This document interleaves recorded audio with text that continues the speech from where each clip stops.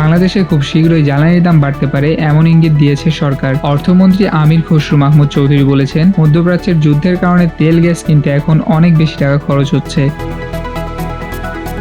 এখন প্রশ্ন হলো, এই বিষয়টা আপনার জীবনে কতটা প্রভাব ফেলতে পারে। চলুন সহজভাবে বুঝি। বাংলাদেশের বেশিরভাগ তেল গ্যাস আসে বিদেশ থেকে, বিশেষ করে মধ্যপ্রাচ্য থেকে। সেখানে যুদ্ধ মানে কি? সাপ্লাই কমে যাওয়া, দাম বেড়ে যাওয়া আর অনিশ্চয়তা তৈরি হওয়া। সরকার বলছে এই পরিস্থিতিতে জ্বালানি কিনতে গিয়ে সরকারি তহবিলের উপর বড় চাপ পড়ছে। এভাবে যদি দীর্ঘদিন চলতে থাকে তাহলে দেশের বাজেট, উন্নয়ন প্রকল্প এবং সাধারণ মানুষের জন্য দেওয়া সহায়তাগুলো সবকিছুই ঝুঁকিতে পড়বে।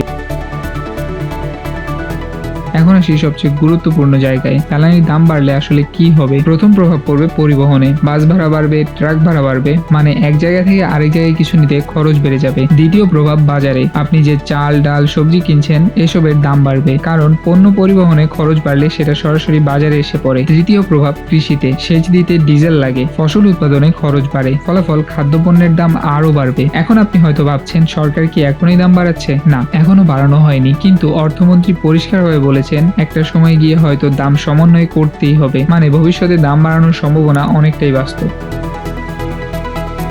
তবে একটা গুরুত্বপূর্ণ বিষয় বলা হয়েছে, সরকার এখনো জ্বালানি সরবরাহ ঠিক রাখতে পেরেছে। জাহাজ আসছে, আমদানি চলছে এবং এখন পর্যন্ত বড় কোনো সংকট তৈরি হয়নি। এমনকি বড় সময়েও মানুষ চলাচল করতে পেরেছে, কারখানাগুলোও চালু ছিল। এটা অবশ্যই একটা ইতিবাচক দিক। আরেকটা ভালো খবর, বাংলাদেশের রেমিটেন্স বাড়ছে, গার্মেন্টস খাত আবার ঘুরে দাঁড়াচ্ছে, রপ্তানিও বাড়ছে। এই কারণেই সরকার আশা করছে এই চাপ সামলানো সম্ভব হবে। কিন্তু বাস্তবতা হলো, যদি জ্বালানির দাম বাড়ে তাহলে সবচেয়ে বেশি চাপ পড়বে সাধারণ মানুষের ওপর। আপনার দৈনন্দিন খরচ বাড়বে, বাজেট ম্যানেজ করা কঠিন হবে। এখন প্রশ্ন হলো, এই পরিস্থিতিতে কি করা উচিত? একদিকে সরকার চেষ্টা করছে জ্বালানি সরবরাহ ঠিক রাখতে, অন্যদিকে অর্থনীতিকে সচল রাখার জন্য কঠিন সিদ্ধান্তও নিতে হতে পারে। সব মিলিয়ে সামনের সময়টা সহজ না।